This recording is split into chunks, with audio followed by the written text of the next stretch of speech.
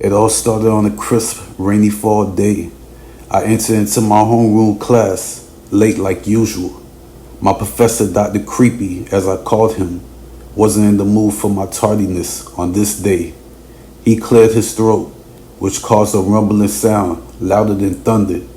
He caught my attention, along with the attention of all my fellow classmates. "Mr. Roderick, why are you always late to my class?" he blurted out aloud.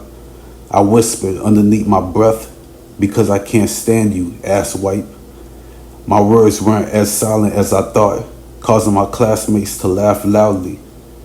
But they weren't the only ones who heard my disrespectful comment. Dr. Creepy did as well.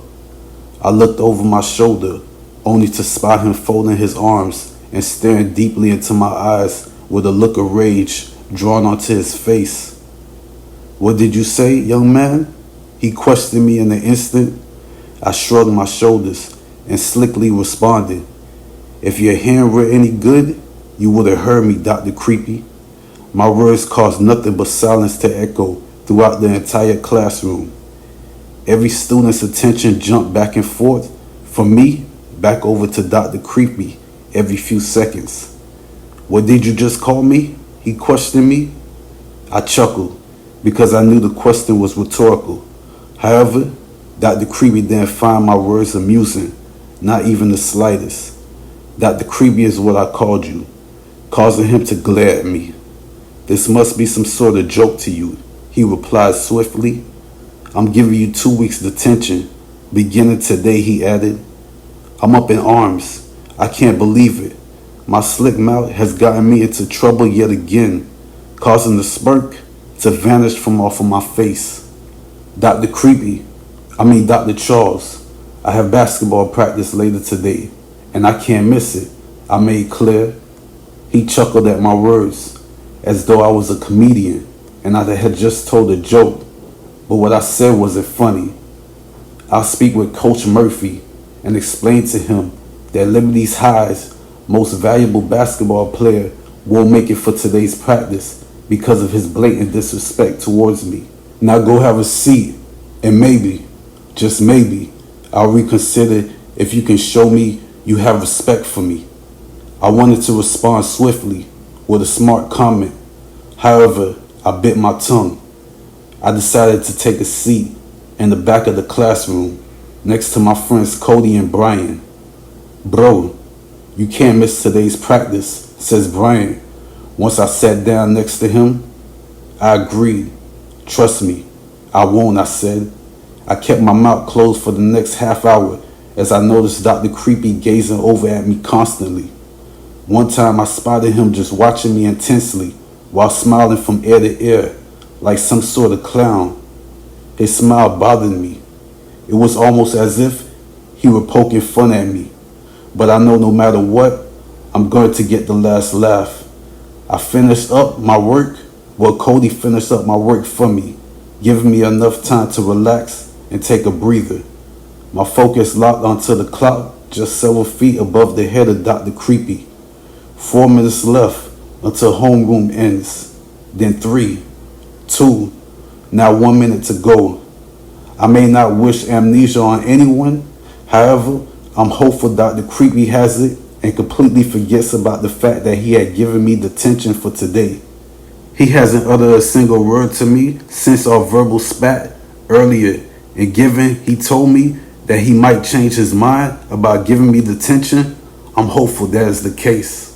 The school bell rang, and I stood up from my chair, hearing my heart race.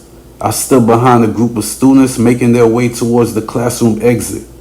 I followed them as I was in hot pursuit of exiting the classroom until I heard my name exiting from Dr. Creepy's mouth. I froze in my tracks as all of my fellow classmates exited from the classroom, including my best friends Cody and Brian. "Where do you think you're going?" asked Dr. Creepy, whose gigantic shoes began growing by the second. I turned to face him as the classroom doors suddenly slammed shut simultaneously. The loud back-to-back thuds grabbed my attention away from Dr. Creepy briefly as I heard footsteps rush over to me. I looked straight ahead, staring at yellow razor-sharp teeth and smelling a mouth that smelt worse than onions and garbage. I spotted a gigantic red nose hanging from off Dr. Creepy's face while a sinister smirk grazed his face. I froze in my position momentarily before I grew enough strength to begin backing away from him. Then suddenly, he started laughing like a clown, causing me to take a swing at his face with my closed fist. He dodged a would-be vicious blow like the Matrix. He laughed even louder as I began bawling out for help. I grabbed a hold of the door handle to exit the classroom, but the door wouldn't open up, no matter how hard I tugged on the door. I kicked and screamed even more for help as I felt a hand rest onto my shoulder. I turned to face Dr. Creepy, Mr. Clown, who continued giggling loudly. "It's too bad now you know my little dark secret," he said. "Since you know my secret, no longer can you live." My heart skipped 10 beats as Dr. Creepy's mouth opened widely to allow him to chow down on me like I was his lunch. And unfortunately for me, I was.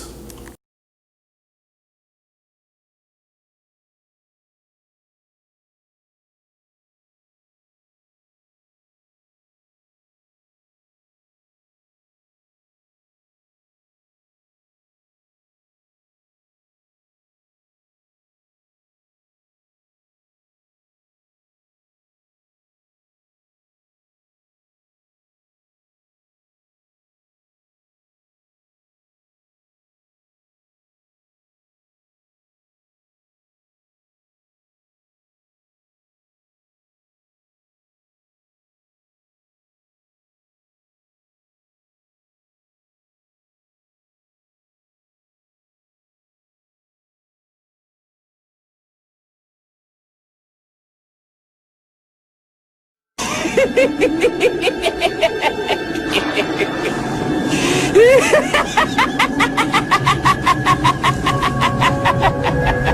don't remember what year it was, what year I do.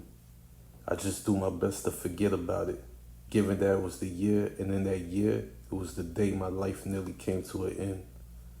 It was the night before Halloween, and my friends and I thought it would be a good idea to spend the night over at an abandoned house to bring in Halloween.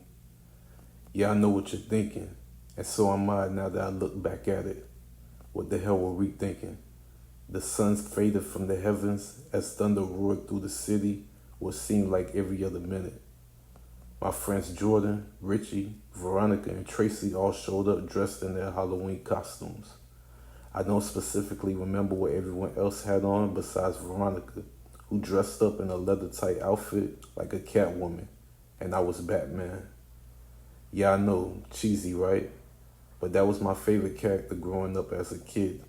And plus I went shopping for a costume last minute, so I didn't have many options. Anyways, getting back to the story, I drove in my car with Veronica and Jordan while everyone else drove in Tracy's car. We arrived just outside the abandoned two-story house, which was darker than a street with no street lights around midnight. The scent of weed filled not only my vehicle but my lungs as well as we puffed past the joint around clockwise to one another. We all exited from the vehicles after we pulled into the driveway. The sound of crickets sounded off heavily all around us, as a few of us pulled out our flashlights just to see exactly what was going on around us. "Hey Jordan, how about you go inside first?" I joked as I aimed my flashlight right at Jordan, causing him to shield his face. He shook his head. He's by far the scariest one of all of us, as he attempted for days now, since we came up with this brilliant idea to spend the night here, trying to talk us out from doing so. Why did he even show up? I tried to figure that out until I spotted him gawking at Tracy from the very moment we all got out of the car. He's obsessed with her, and honestly, I don't blame him because Tracy does look good, just not as good as Veronica does. "What are we all standing here waiting for?" asked Richie. What are you all scared of something? Let's go. He grabbed a bottle of alcohol and nearly suffocated himself with it as he poured every ounce of liquor down his throat. He then tossed the bottle aside and shouted out, "Woo!" in excitement before he kicked open the door and marched right into the abandoned house. He was greeted by a large spider web that stuck to his face like glue, but that didn't spoil his excitement about being here. He pulled out his phone from his back pocket and he began blasting music loudly. We all entered into the dark, creepy house soon after as we took a look around the home. Instantly, I spotted the portrait of a family standing on the wall in the center of the living room. Everyone else took a look around the home while I gingerly walked over to the picture, examining it closely.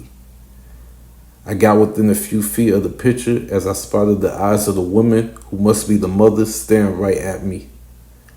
She then took her eyes off of me and looked over at my friends before she looked right back at me, frightening me instantly. "Guys, look, she's looking at me," I blurted out aloud, causing everyone to take a look over at me. Everyone thought that I must have seen someone. However, they spotted me staring up at the picture on the wall and they all began laughing out loud. "Bro, I told you don't smoke any weed," says Jordan, the good guy out of all of us. I shook my head. I know that I'm high, but there's no way my mind's playing tricks on me. I spotted Veronica staring at me intensely, not uttering a single word. I wonder what she's thinking as she looks at me. Does she think that I'm making this up, or does she believe me? I just don't know, because she's just gawking at me. Then her focus went away from me as she started to make her way up the stairs. "Hey guys, I called dibs on the master bedroom," she says before she sprinted up the stairs as Richie rushed behind her. "No way, that's not fair," he yelled, as he couldn't even keep up with her. I shook my head as I noticed Jordan following Tracy around the house like her little puppy. I then returned my focus onto the picture, where I no longer saw the woman in the picture. She went missing from the picture, causing me to back away from it. I nearly tripped over a rusted stool, which forced me to take a look around just to make sure that I didn't trip over anything else. Somehow, I took a look back over at the picture, and there that same woman was. She had returned to the picture. I shook my head. I'm terrified, I must admit. That caused me to sprint up the flight of stairs in a hurry as I yelled out Veronica's name. Flashlight in hand, guided me up the stairs, where I spotted Veronica standing in the doorway, waving to me for me to come join her. I had suddenly completely forgotten what had just took place downstairs. As a matter of fact, I was going to tell her that we need to leave immediately, but my mind went completely away from that. I met Veronica by the doorway of the master bedroom, where our lips met in a hurry. "Oh man, high school has gone wild," blurted out Richie, who held up his phone as though he was recording us. "Get out of here," Veronica shouted, causing Richie to back away. "Whatever, guys," he spoke. "I'm going to go and get those 2 bottles of hen dogs I left in the car." He took off, rushing down the stairs as Jordan and Tracy came up the stairs, holding each other's hands. I looked at Jordan, and he looked at me, as we both rooted each other on without even uttering one word to one another. He then entered a room with Tracy, and I entered another with Veronica, and needless to say, Veronica and I had a good time. Nearly a few hours later, as I rested in bed laid up next to Veronica, I heard the sound of footsteps. I heard them go back and forth just outside of our bedroom door, before a bedroom door slammed closed. Then it reopened again. I heard footsteps running back and forth before my room door yet again.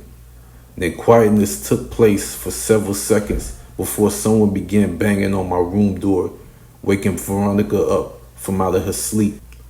Her Catwoman outfit covered half of her face, but I could see the terror in her eyes. "What was that?" she asked. I shrugged my shoulders. However, I know that I have to man up and go find out. I stood up from the bedside in nothing but my boxers with a flashlight in hand, aimed at the door. I can see someone's foot through the bottom of the door. That's Richie. It has to be, says Veronica, suddenly gaining some courage. Tell him to grow up and take his ass to sleep. I agreed. I grabbed the door handle, filled with anger.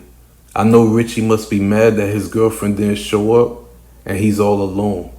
I opened the door and I spotted no one standing in front of the door. Just Richie's shoes resting on the floor. I appeared puzzled. I'm confused.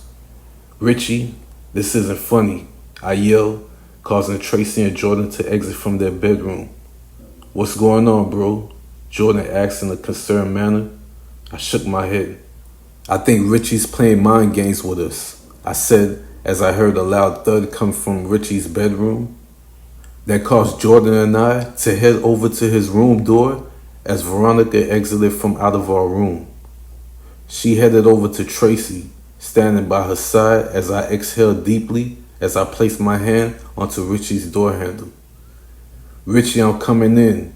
You need to stop playing around, I spoke before I shoved the bedroom door wide open.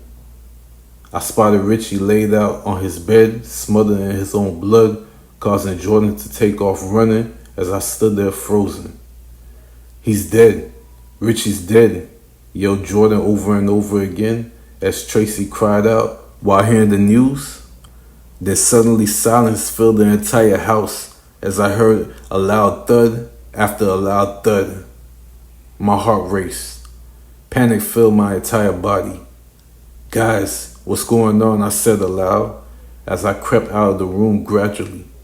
I then spotted Veronica holding a knife that she just yanked out of Tracy's gut, causing Tracy to drop down dead to the floor. My eyes widened. I couldn't believe what I was witnessing. Veronica, what the hell did you just do? I asked, frightenedly. Veronica didn't respond as she began observing me from the distance.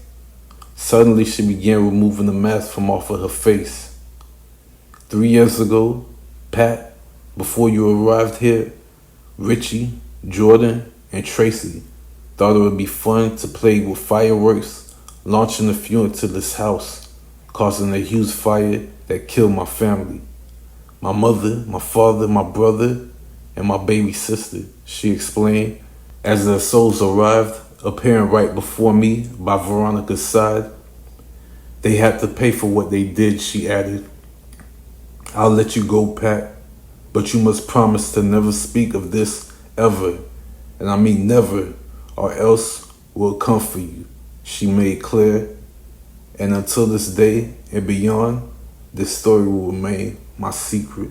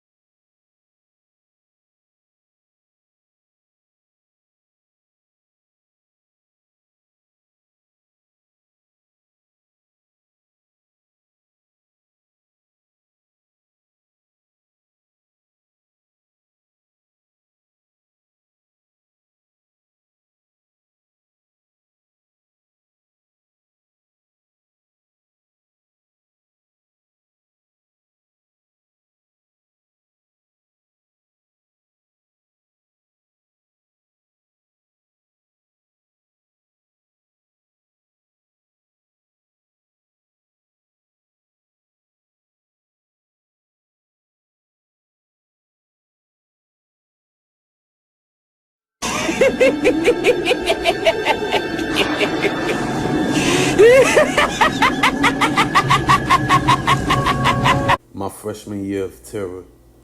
The big bad bully of Western High, better known as Mitchell, has caused plenty of stress and angst to plenty of freshmen over the last 6 years. Yeah, I know what you're thinking. 6 years in high school is ridiculous.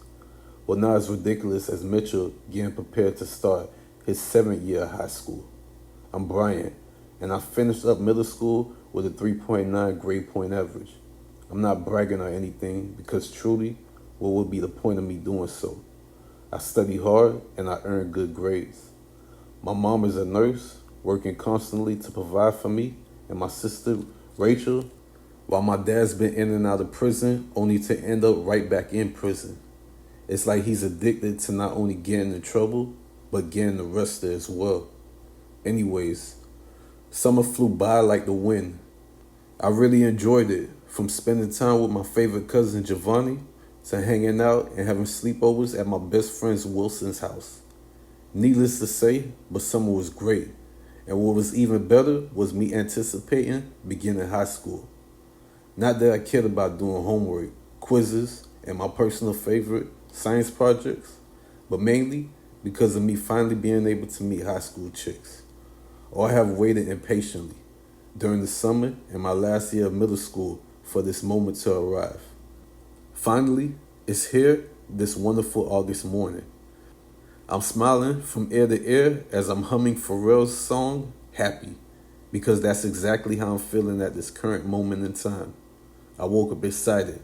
I woke up on the right side of the bed. My sister, A.K.A. Cruella DeVille, was in the opposite mood. She dreads school, now even more so because she now has to bring me to school every day and pick me up from school. In other words, no more late, tardy, fake sick days for her, and I can see the rage on her face this lovely morning. She's glaring at me as I rushed over to the living room to turn on the stereo. I blasted the song Happy throughout the entire house, further angering my sister. Her eyes are red. Her hair is all over the place. Pointless to say, but she surely woke up on the wrong side of the bed. Rachel, school's about to start, I said, causing her to roll her eyes.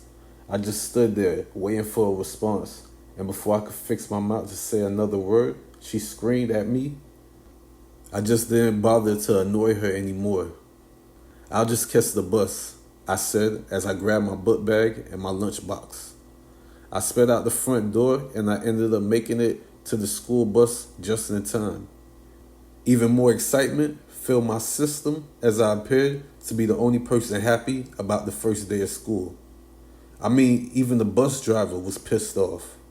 She didn't greet any of the students. She just yelled over and over again, "Have a seat." She took off before I and other students even was able to take a seat. It was then, as I made my way to the back of the bus, I spotted this giant-looking manly kid who took up 2 seats. I looked at him, and out of the corner of his eyes, he looked at me, and so did the other kids on the bus. One kid even blurted out, "I wouldn't do that if I were you." I ignored his remark. There's only 1 seat left, and that's next to this huge football lineman of a kid. He growled at me as he failed to speak up. I could barely stand upright as the bus driver continued to make sharp turn after sharp turn. The 4 quick turns she made caused me to tumble into the kid, who didn't smile at all as I was injected with fear. "Hi, I'm Brian," I said just before he pushed me away from him. He didn't respond. As scared as he's making me, I just took a seat right next to him. He gawked at me, glaring into my eyes. He's angry. Well, how he appears, there's no way he's ever been happy in his entire life. I looked away from him as I felt him grab my lunchbox from out of my hand. He opened it up right away. Turkey sandwich," he says as he unwrapped my lunch and swallowed it whole instantly.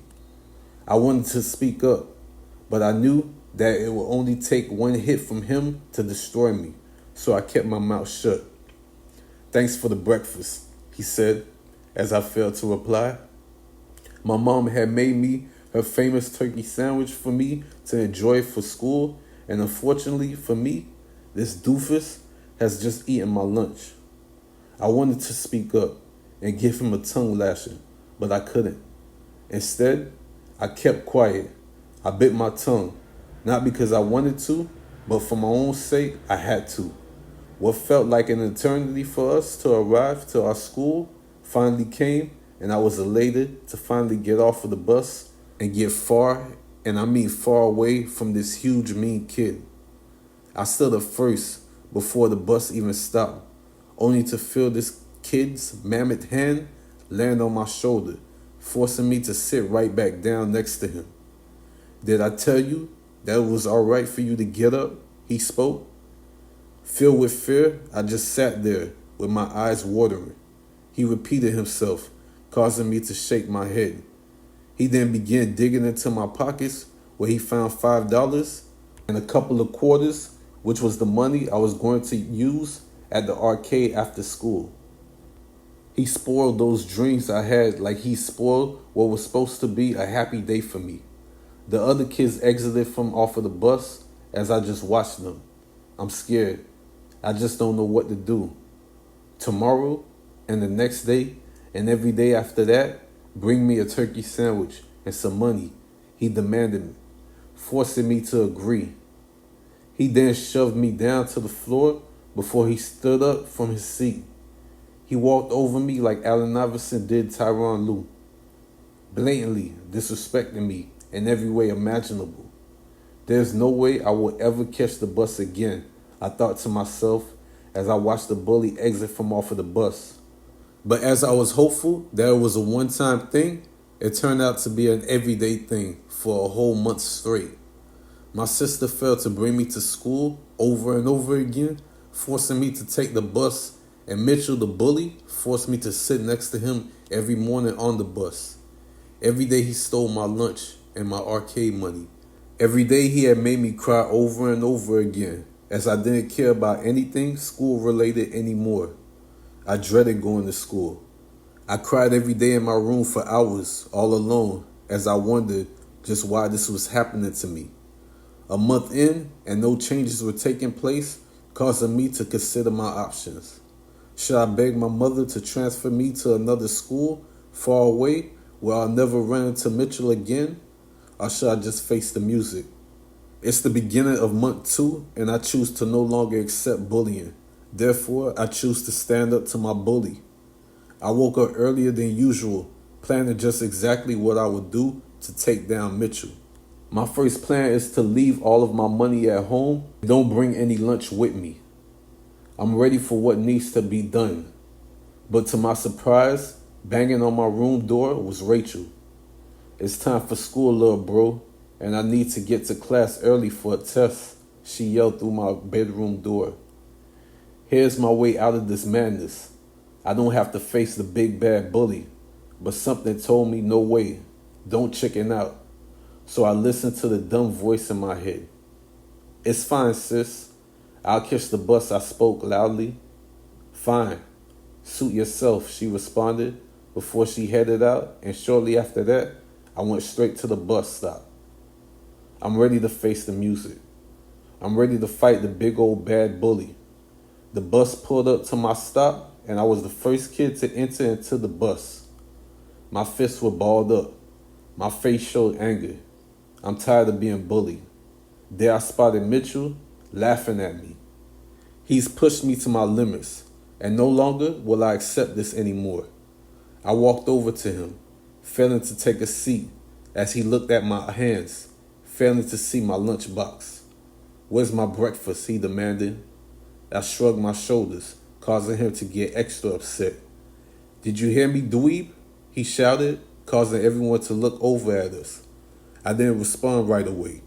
I just stared at him, building up all the rage within me that he's greatly responsible for causing. Enough is enough. And today, everything changes. I made clear. He giggled at my words, which caused me to detonate. I immediately began striking him with my fists non-stop, knocking his lights out. I surprised everyone present, including myself. I continued punching him with all my might as he attempted to shield his face from my wrath. He built up this rage within me that he's paying for at this current time. The school bus driver noticed everything, then slammed on brakes, and then she rushed over to me, separating me from Mitchell in a hurry. We were then brought to school and immediately to the principal's office. Mitchell had 2 black eyes and a swollen lip, while my fists were the only things bruised on me. I felt great until I realized I had no defense. See, Mitchell bullied me for a month and I never told anyone, so no one was made aware of what was going on including my mother and sister, who showed up flaming with rage towards me. Mitchell never exposed his bullying to anyone but me, so no one truly knew that he was bullying me besides me. He cried. He cried even more as the school bus driver and other students defended him by saying I attacked him. I had no defense. Well, I did, but no one believed a word I said. My sister even pointed out the fact that I refused to get a ride from her this morning. And that statement made me even more guilty in the eyes of everyone. I was expelled from school and charged with assault and battery. I spent the next 8 months getting bullied by real bullies in juvenile detention. I didn't speak up when I should have. I didn't let anyone know about my problem I faced when I could have. My freshman year was supposed to be an incredible year in my life, but it became a year filled with terror.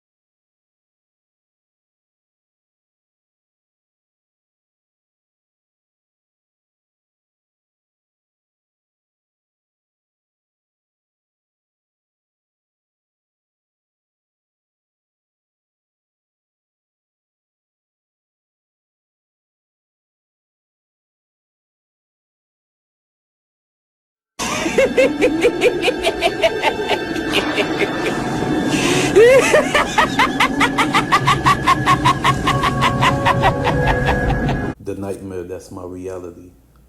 I woke up from a dream that was in fact my reality. I was covered in blood, but the blood didn't belong to me. Instead, it belonged to my ex. That's around a little over a day ago when I felt drowsy, so I dozed off, only to wake up about an hour later. It was around 9 a.m., and the birds were chirping and singing while I wasn't in the mood. I'd had a hangover from the night before of drinking and partying to celebrate my 24th birthday. That was a hell of a night until I spotted my ex dancing center stage, getting tips from men who made money rain down on her. I wasn't jealous immediately. I was pissed off as I observed her watching me every so often. First, I had no idea that she was a stripper. Next, if I had known, I damn sure wouldn't have held my birthday party at this strip club. I tried to avoid her, but how could I when her sexy skin reminded me of the good old days when we used to make sweet, sweet love. I didn't pay much attention to her as stripper after stripper gave me lap dance, one after the other as she observed me. It was near 5 a.m. and I at least guzzled 2 bottles of Hennessy, so my mind was someplace else while my body was still at the club. Before I knew it, a sexy, thick chocolate chick was on my lap grinding away. She wanted me bad, and I wanted her until she turned around to face me. Luchelle, get the hell off of me, I shouted as she giggled. She didn't obey my demand. She just continued grinding on me nonstop. Well, one thing led to the other, and she ended up naked in my bedroom. Fast forward to yesterday morning, as I stood up in my kitchen with a hangover, and Lucia exited from my bedroom in her lingerie. I'm flabbergasted by her beauty. It's unmatched. However, she's evil. She is the definition of insane, psychotic, mental, postal, and just all out crazy. Why did I put myself back into this trap yet again? I wondered to myself. Taking a look at Lucille's beauty and her vicious curves was all I needed to see to answer that question. Relax, baby, she said to me as she assisted me to the dining room table. She helped me take a seat. I'll cook you breakfast, and I'll clean up around here. I look confused. I know how she operates. She'll slither her way right back into my life like she did when we first met. Sure, she does the incredible, like cook, clean, and she's independent and beautiful, which is rare, but she is crazy. Oh damn, she is insane.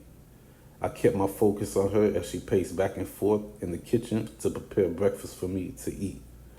Luchelle, what are you even doing here? I asked, causing her to giggle. She looked over her shoulder as she pulled out the carton of eggs from the refrigerator. You invited me over, silly, she expressed. Don't blame it on the alcohol, 'cause boy, you ain't Jamie Foxx. Her speaking is just giving me flashbacks of us basically making love in the club like we used to. I can't remember me leaving the club hand in hand with her as my homies told me to stop. Before I knew it, I had a 5-star breakfast place before me as Luchelle continued smiling while playing her lips on my lips. That kiss caused me to smile from ear to ear as I immediately remembered all of the horrible moments we've shared over the years. All of the verbal fights, the headaches she's caused me, and the personal relationships with my family members and friends that she's destroyed for me while we were together. Horror story after horror story she's caused me, which caused me to end our relationship for good just over a year ago. Do you know that last night was the same night we met 5 years ago, she mentioned? Puzzled, can't even explain how confused I felt at that very moment. What? I said, completely confused. Yeah, that's right, sweetie. Last night, October 30th, was the same night we met just 5 years ago, she explained. You must have remembered our anniversary or something. Whatever the reason was, we crossed paths last night. It wasn't by chance. It was our destiny. Jaw-dropping wasn't even the word. I just was shell-shocked. This has to be a dream, and I need to wake up. I'm going to stop by the club and get some of my belongings. Then head home, she says, giving me a sigh of relief. Then I'll be back, and we could go another couple of rounds or so if you can keep up. She kissed me once more before she walked off smiling nonstop. See you soon, baby, she says as she grabbed the car keys from off of the kitchen counter before she headed out. I was frozen in utter disbelief. I couldn't even speak a word. I couldn't tell her to not come back like I wanted to. As much as I didn't care to eat, I annihilated my breakfast as I called all my friends back to back. None of them even answered the phone. It's still early in the morning, and how we partied last night, it may be hours before any of them even wakes up. But still, that didn't prevent me from calling them over and over again. Meanwhile, Lucia arrived at the Club Caliente, her head held high, not lacking any confidence as she passed by the bouncers to enter into the club where she was instantly welcomed by Pimpin' Q. This gargantuan 6'5" man stopped her in her tracks. Lucia, what the hell happened to you last night? He asked. She rolled her eyes and kissed her teeth before she walked around him, causing him to grab her by her left wrist. He forced her to turn and face him. He scowled at her. He's pissed. Lucia, where's my damn money? He demanded. You haven't paid your tip out in weeks. Plus you owe me your escort fees. By my calculations, that's 12 grand plus interest. Lucia, he glared at her while she rolled her eyes. I hope you came to work early because every dollar you owe me, you're going to start making up today. Lucia took a step away from him, causing him to grab her by the throat. He shoved her up against the wall, grabbing her back onto it. She struggled to breathe. Fear flew through her entire body as tears fell from her eyes. I'm done, Q. She struggled to speak. Her face began getting pale while he gripped even firmer around her neck. She looked into his eyes, staring into his soul. She knows that he can snap her neck in an instant if he wanted to. Everyone in the club watched some in horror while a few other strippers were filled with glee. Lucia is a moneymaker. She makes twice as much as all of them on a bad night for her. Some of them have a deep-rooted hatred for her, and that's being displayed currently. Okay, she pleaded as she could feel her soul getting ready to flee from her body. I'll dance. I'll pay you back. I'll do whatever you want. Pimpin' Q looked deeply into her soul for a bunch of moments before he loosened his grip from around her neck.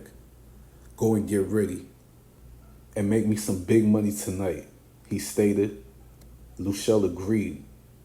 Not a problem, she spoke, causing him to let go of her. She gasped for air before she coughed a few times. He watched her, and he grew in aggravation. Go make me my money, he roared. Luchelle gingerly walked off. She headed to the dressing room as Pimpin' Q waited impatiently. Quite some time flew by, causing angst to inject into him.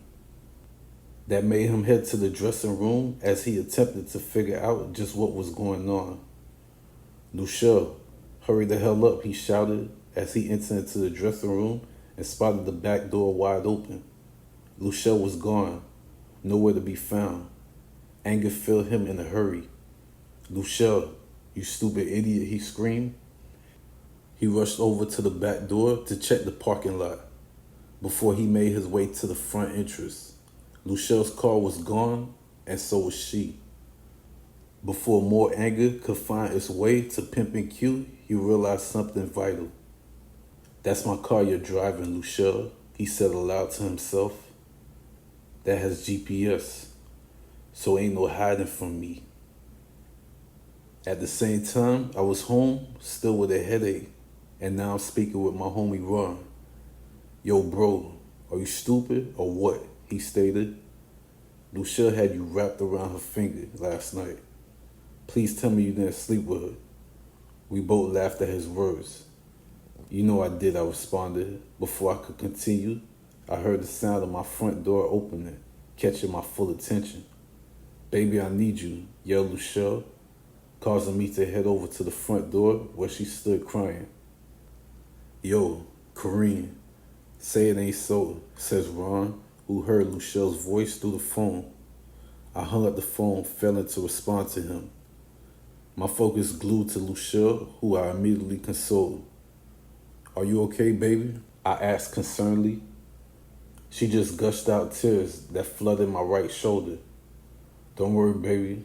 I'm going to make you feel good, I made clear before I lifted her into the air and carried her to my bedroom where we made sweet, sweet love over and over again until I completely exhausted myself. My head was still throbbing as I'm still feeling the effects of my hangover. I fell asleep like a baby, and so did Luchelle, until a little after midnight as her phone rang uncontrollably, waking her up from out of her sleep. Text message after text message displayed on her phone, which urged her to be very careful. Then suddenly, picture after picture flooded her phone of her entering into my home with tears smothering her eyes. To her surprise, it caused her to panic.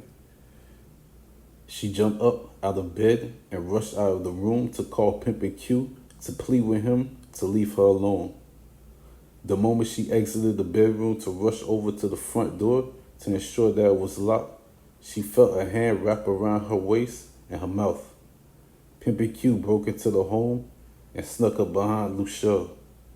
He then threw her down to the floor, towering over her with a gun in hand aimed at her. One sound and you're dead, he made clear. Luchelle begged and pleaded for her life. I'll spare you if you have my money, he says. Luchelle responded, I don't have any money, I'm broke. He shook his head and said wrong answer.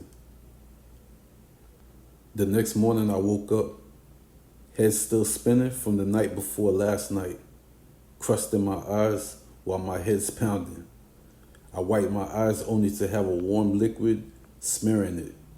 I took a look around and spotted Luchelle lying next to me, covered in her own blood, with a razor-sharp knife in my hand. What the hell did I do?